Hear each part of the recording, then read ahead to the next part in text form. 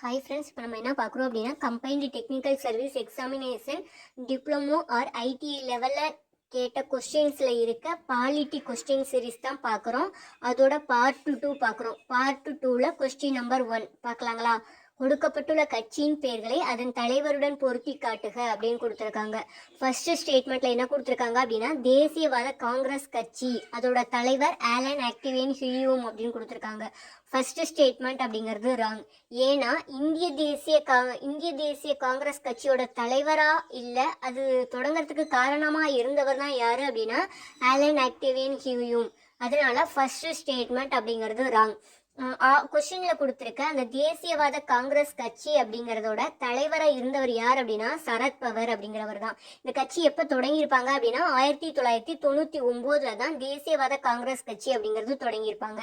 Option 2ல கொடுத்துருக்க பகுஜன் சமாஜ் கட்சி அப்படிங்கிறது மானியவார் கான்சிராம் அப்படிங்கிறவர் தான் அவர் தான் தொடங்கியிருப்பாரு, இல்லை அவர் தான் அதோட தலைவராக இருப்பாரு அப்படின்னு கொடுத்துருக்காங்க. கரெக்டு தான். பகுஜன் சமாஜ் கட்சியோட தலைவராக இருந்தவர் யாரு அப்படின்னா மானியவார் கான்சிராம் அப்படிங்கிறது கரெக்ட். இந்த கட்சி எதுக்காக அப்படின்னா தாழ்த்தப்பட்ட மற்றும் பின்தங்கியவர்களின் உரிமைகளுக்காக தொடங்கப்பட்ட கட்சி தான் பகுஜன் சமாஜ் கட்சி. அதோட தலைவராக இருந்தவர் யார் அப்படின்னா மானியவார் கான்சிராம் அப்படிங்கிறது correct. First statement wrong, second statement அப்படிங்கிறது கரெக்ட். கொஸ்டின்ல தேர்டு கொடுத்துருக்காங்க இல்லையா, ஒருங்கிணைந்த ஜனதா தளம் அப்படின்னு, அதோட தலைவராக இருந்தவர் சரத் யாதவ் அப்படிங்கிறது கரெக்ட். ஃபோர்த்தில் கொடுத்துருக்காங்கல்ல லோக் ஜனசக்தி கட்சி, அதோட தலைவர் பவர் கல்யாண் அப்படின்னு கொடுத்துருக்காங்க. அந்த ஸ்டேட்மெண்ட் ராங்கு. ஏன்னா லோக் ஜனசக்தி கட்சியோட தலைவராக இருந்தவர் ராம்விலாஸ் பஸ்வான் அப்படிங்கிறவர் தான். இந்த கட்சி 2000ல தான் தொடங்கியிருப்பாங்க. அவங்க ஆப்ஷன்ல கொடுத்துருக்க பவன் கல்யாண் அப்படிங்கிறது ஜனசேனா கட்சியோட தலைவர் தான் பவன் கல்யாண். அப்ப ஆப்ஷன் 4 அப்படிங்கிறது தவறானது. நமக்கு சரியானது எதுன்னு தான் கேட்குறாங்க.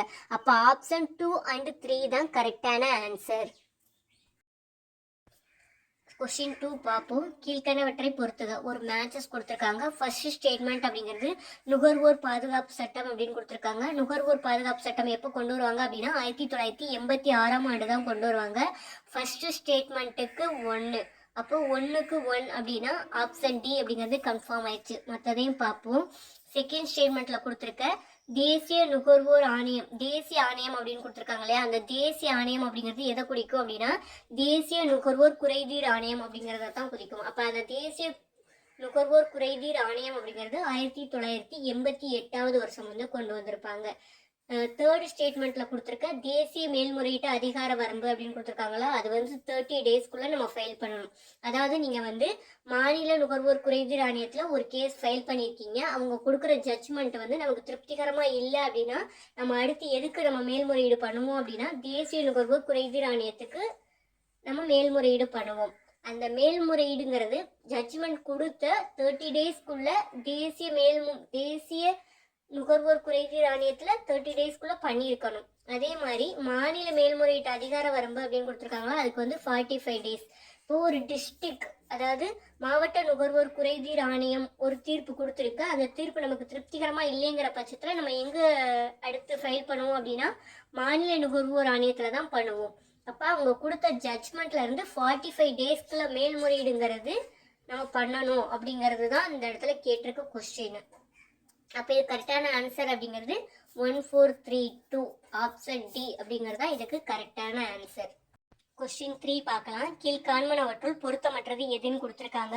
ஃபர்ஸ்ட் ஸ்டேட்மெண்ட் அப்படிங்கிறது எஸ்ஆர் பொம்மை வழக்கு 1994 குடியரசுத் தலைவர் ஆட்சி அப்படின்னு கொடுத்துருக்காங்க இல்லையா, அந்த ஸ்டேட்மெண்ட் அப்படிங்கிறது கரெக்ட். எஸ்ஆர் பொம்மை கேஸ் அப்படிங்கிறத பார்ப்போமா. எஸ்ஆர் பொம்மை வழக்கு 1994 வந்து என்ன நடக்கும் அப்படின்னா எஸ்ஆர் பொம்மை அப்படிங்கிறவர் கர்நாடகத்தில் ஒரு சீஃப் மினிஸ்டராக இருப்பார்.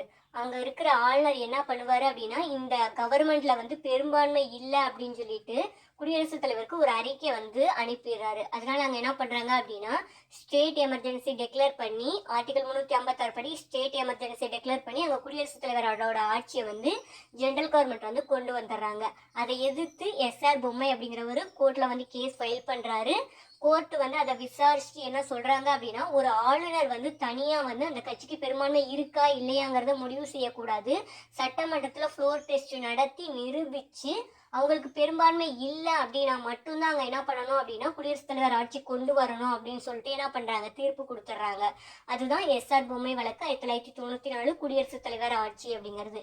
செகண்ட் ஸ்டேட்மெண்ட்ல கொடுத்துருக்க உன்னிகிருஷ்ணன் வழக்கு 1993 அப்படிங்கிறது கல்வி உரிமை தொடர்பானது தான்.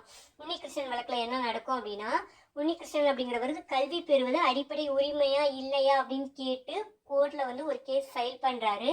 அதுல என்ன பண்றாங்க அப்படின்னா, கல்விங்கிறது அடிப்படை உரிமை தான் அப்படின்னு சொல்லிட்டு தீர்ப்பு கொடுக்குறாங்க. அதுதான் உன்னிகிருஷ்ணன் வழக்கு 1993 கல்வி உரிமை ரிலேட்டட் தான்.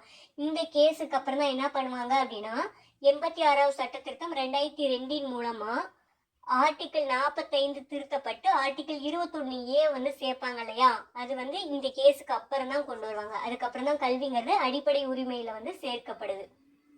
தேர்ட் ஸ்டேட்மெண்ட் கொடுத்துருக்காங்க இல்லையா, பிரகாஷ் சிங் வழக்கு 2006 அப்படிங்கிறது நீதித்துறை சீர்திருத்தம் அப்படின்னு கொடுத்துருக்காங்க. அந்த ஸ்டேட்மெண்ட்டுங்கிறது ராங்கு. ஏன்னா பிரகாஷ் சிங் வழக்கு அப்படிங்கிறது நீதித்துறை சீர்திருத்தம் கிடையாது, காவல்துறை சீர்திருத்தம் தொடர்பா. இந்த பிரகாஷ் சிங் அப்படிங்கிறவர் என்ன பண்றாரு அப்படின்னா, காவல்துறையில அரசியல் தலையீடு அதிகமா இருக்கு அப்படின்னு சொல்லிட்டு கேஸ் ஃபைல் பண்றாரு. அதுக்கப்புறம் தான் இந்த காவல்துறையில வந்து சில சீர்திருத்தங்கள் கொண்டு வருவாங்க. அதுதான் அந்த தேர்டு கேஸ். அப்ப தேர்டு ஸ்டேட்மெண்ட் அப்படிங்கிறது தான் இதுல பொருத்தமற்றது. ஃபோர்த்தில் கொடுத்துருக்காங்கல்ல, நாகராஜ் வழக்கு 2006 இடஒதுக்கீடு சம்பந்தமா அப்படின்னு கொடுத்துருக்காங்க. அந்த ஸ்டேட்மெண்ட்டும் கரெக்டு தான். நாகராஜ் கேஸ்ல என்ன நடக்கும் அப்படின்னா, ப்ரமோஷன் இப்போ நம்ம செலக்ட் ஆயிரும். செலக்ட் ஆனதுக்கப்புறம் நம்மளோட ப்ரமோஷன்லையும் ரிசர்வேஷன் இருக்கா இல்லையா, அது ரிலேட்டடாக போடப்பட்ட கேஸ் தான் நாகராஜ் வழக்கு 2006 இடஒதுக்கீடு சம்பந்தமா. அப்ப இதுல நமக்கு கேட்டுக்கிறது பொருத்தமற்றது அப்படிங்கிறது. அப்ப ஆப்ஷன் சி அப்படிங்கிறது தான் இதுக்கு கரெக்டான ஆன்சர். கொஸ்டின் நம்பர் 4 பார்ப்போம். கீழ்காண்பனவற்றில் தவறாக பொருத்தப்பட்டதை தெரிவு செய்க அப்படின்னு கொடுத்துருக்காங்க. ஃபர்ஸ்ட் ஸ்டேட்மெண்ட்ல என்ன கொடுத்துருக்காங்க அப்படின்னா, இந்து வாரிசு சட்டம் 1965 அப்படின்னு கொடுத்துருக்காங்க இல்லையா, அந்த ஸ்டேட்மெண்ட் அப்படிங்கிறது தப்பு. இந்து வாரிசு சட்டம் அப்படிங்கிறது எப்போ வரும் அப்படின்னா 1956 தான் வரும். இது எப்படி நான் வச்சுக்கணும் அப்படின்னா, இந்து திருமண சட்டம் அப்படிங்கிறது 1955 வரும். மொதல் வருஷம் திருமணம், அடுத்த வருஷம் வாரிசு அப்படின்னு வச்சுக்கோங்க. 1955 இந்து திருமண சட்டம், அதுக்கு அடுத்த வருஷம் வாரிசு. அப்ப இந்து வாரிசு சட்டம் அப்படிங்கிறது எப்போ வரும் அப்படின்னா 1956 தான் வரும். ஃபர்ஸ்ட் ஸ்டேட்மெண்ட் அப்படின்னா ராங். அப்ப செகண்ட் ஸ்டேட்மெண்ட் பார்ப்போம். அரசமைப்பு உரிமை தீர்வு ஆர்டிகல் 32 அப்படின்னு கொடுத்துருக்காங்க இல்லையா, அந்த ஸ்டேட்மெண்ட் கரெக்டு தான். நம்ம ரிட்ஸ் வந்து எந்த ஆர்டிகல் படி பண்ணுவோம் அப்படின்னா ஆர்டிகல் 32 படி தான் ரிட்ஸ் அப்படிங்கிறது வரும். அப்போ அந்த ஸ்டேட்மெண்ட் அப்படிங்கிறது கரெக்ட். தேர்டு ஸ்டேட்மெண்ட்ல கொடுத்துருக்காங்க இல்லையா, மனித உரிமைகள் தினம் டிசம்பர் 10 அப்படின்னு கொடுத்துருக்காங்க இல்லையா, அந்த ஸ்டேட்மெண்ட் கரெக்ட் தான். மனித உரிமைகள் தினம் டிசம்பர் 10ஆம் தேதி தான் கொண்டாடுவாங்க. ஃபோர்த்து ஸ்டேட்மெண்ட்ல கொடுத்துருக்க தகவல் அறியும் உரிமை சட்டம் அப்படிங்கிறது 2000வது ஆண்டு அப்படின்னு கொடுத்துருக்காங்க. அது ராங் ஸ்டேட்மெண்ட். ஏன்னா தகவல் அறியும் உரிமை சட்டம் அப்படிங்கிறது 2005 தான் கொண்டு வருவாங்க. அப்போ ஃபர்ஸ்ட் ஸ்டேட்மெண்ட்டும் ஃபோர்த்து ஸ்டேட்மெண்ட்டும் தான் நமக்கு ராங். அப்போ ஆப்ஷன் டி அப்படிங்கிறது தான் இதுக்கு சரியான ஆன்சர். கொஸ்டின் நம்பர் 5 பார்க்கலாம். இதுவும் ஒரு மேட்சஸ் தான். இந்த பக்கம் ஒரு பக்கம் ஆர்டிக்கிள் கொடுத்துருக்காங்க. ஆர்டிக்கிள் எதை மீன் பண்ணுது அப்படின்னு ஒரு பக்கம் கொடுத்துருக்காங்க. சப்ஜெக்ட் ஒரு பக்கம், ஆர்டிக்கிள் ஒரு பக்கம் கொடுத்துருக்காங்க. ஃபர்ஸ்ட் ஸ்டேட்மெண்ட் பாருங்க, தீண்டாமை ஒழிப்பு அப்படிங்கிறது. தீண்டாமை ஒழிப்பு அப்படிங்கிறது ஆர்டிக்கிள் 17 தான் தீண்டாமை ஒழிப்பு பற்றி கூறக்கூடியது. அப்போ ஃபர்ஸ்ட் ஸ்டேட்மெண்ட்டுக்கு 3. அப்போ ஆப்ஷன் ஏ அப்படிங்கிறது தெரிஞ்சிருச்சு. அடுத்தடுத்த ஸ்டேட்மெண்ட் பார்ப்போம். கல்வி சாரா பட்டங்கள் ஒழிப்பு அப்படின்னு கொடுத்துருக்காங்களா, ஆர்டிக்கிள் 18 அப்படிங்கிறது தான் அதுக்கு கரெக்டு. ஆர்டிக்கிள் 18 என்ன சொல்லும் அப்படின்னா, கல்வி பட்டங்கள், இராணுவ பட்டங்கள் இது ரெண்டை தவிர பிற பட்டங்களை பயன்படுத்த தடை அப்படின்னு சொல்லக்கூடியதான் ஆர்டிக்கிள் 18 அப்படிங்கிறது. ஸ்டேட்மெண்ட் 3ல கொடுத்துருக்காங்கல்ல, வயது வந்தோர் வாக்குரிமை அப்படிங்கிறது. வயது வந்தோர் வாக்குரிமை அப்படிங்கிறது ஆர்டிக்கிள் 326 தான் எதை குறிப்பிடுகிறது அப்படின்னா வயது வந்தோர் வாக்குரிமை பற்றி குறிப்பிடுகிறது.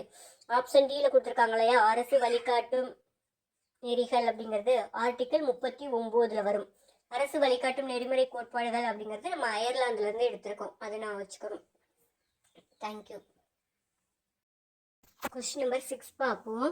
நாட்டின் அடிப்படை சட்டத்தின்படியே அன்றி எந்த ஒரு மனிதனும் கைது செய்யப்படவோ, சிறைப்படுத்தவோ, நாடு கடத்தவோ, அவரின் சொத்துக்களை கைப்பற்றவோ வேறு எந்த வகையிலோ அளிக்கப்பட முடியாது. இந்த புகழ்பெற்ற வாசகம் அமைந்துள்ள ஆவணம் எது அப்படின்னு கேட்டிருக்காங்க. இந்த எதுல கொடுத்துருக்காங்க அப்படின்னா மகா சாசனம் இருக்குல்ல, அதுல தான் கொடுத்துருக்காங்க.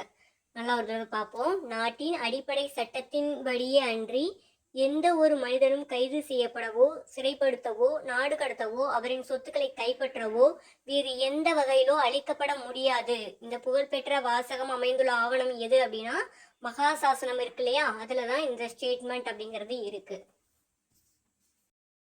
இந்த பார்ட் 2லயே லாஸ்ட் கொஸ்டின் பார்க்க போறோம். இது ஒரு மேட்சஸ் ரிலேட்டட் கொஸ்டின்ஸு.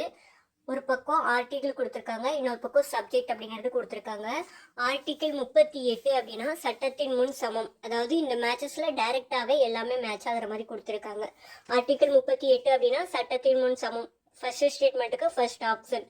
ஆர்டிகிள் 39 அப்படிங்கிறது குழந்தை தொழிலாளர், child labour. Article 39 child labour 2க்கு 2. ஆப்ஷன் 3 கொடுத்துருக்காங்க இல்லையா. ஆர்டிகிள் 40 அப்படிங்கிறது பஞ்சாயத்து பற்றி குறிப்பிடுகிறது. ஆர்டிகிள் 40. ஆர்டிகிள் 40 அப்படிங்கிறது இந்த டிபிஎஸ்பிலே ரொம்ப இம்பார்ட்டண்ட்டாக கேட்குற ஒரு கொஸ்டின் தான். அதனால இந்த கொஸ்டின் நல்லா நான் வச்சுக்கோங்க. ஆர்டிகிள் 40 அப்படிங்கிறது கிராம பஞ்சாயத்து பற்றி குறிப்பிடுகிறது. இந்த பஞ்சாயத்துங்கிற விஷயமே இந்த ஒரு பாயிண்ட்ல மட்டும்தான் கொடுத்துருப்பாங்க. பிற்காலத்துல தான் என்ன பண்ணுவாங்க அப்படின்னா இந்த பஞ்சாயத்துங்கிறது இந்திய அரசியலமைப்புல இணைக்கப்படும். அதையும் நான் வச்சுக்கோங்க. சில சட்ட திருத்தங்களுக்கு அப்புறம் தான் பஞ்சாயத்துங்கிற விஷயமே என்ன பண்ணுவாங்க இந்திய அரசியலமைப்புல சேர்ப்பாங்க. 11வது அட்டவணை, 12வது அட்டவணை, பார்ட் 9ல 9A 9B இதெல்லாமே பஞ்சாயத்து ரிலேட்டடா வரும். இது எல்லாமே பிற்காலத்துல அமெண்ட்மெண்ட் பண்ணி தான் பஞ்சாயத்துங்கிற விஷயத்தை இந்திய அரசியலமைப்புக்குள்ளேயே சேர்ப்பாங்க. அடுத்து ஸ்டேட்மெண்ட் 4 பாருங்க. அது 43ங்கிறது ஆர்டிகிள் 43ங்கிறது இங்கிலீஷ் கொஸ்டினில் கேஷுவல் லேபர் அப்படின்னு கொடுத்துருக்காங்க. இங்கே வேலைக்கேற்ற ஊதியம்னு கொடுத்துருக்காங்க. இந்த ஆர்டிகிள் 43 மட்டும் என்னன்னு செக் பண்ணி பார்த்துக்கோங்க. அப்போ இதுக்கு கரெக்டான ஸ்டேட்மெண்ட் அப்படிங்கிறது 1 2 3 4 தான். இந்த வீடியோ பிடிச்சிருந்தா லைக் பண்ணுங்கள், ஷேர் பண்ணுங்கள், மறக்காமல் சப்ஸ்கிரைப் பண்ணி வச்சுக்கோங்க. தேங்க்யூ.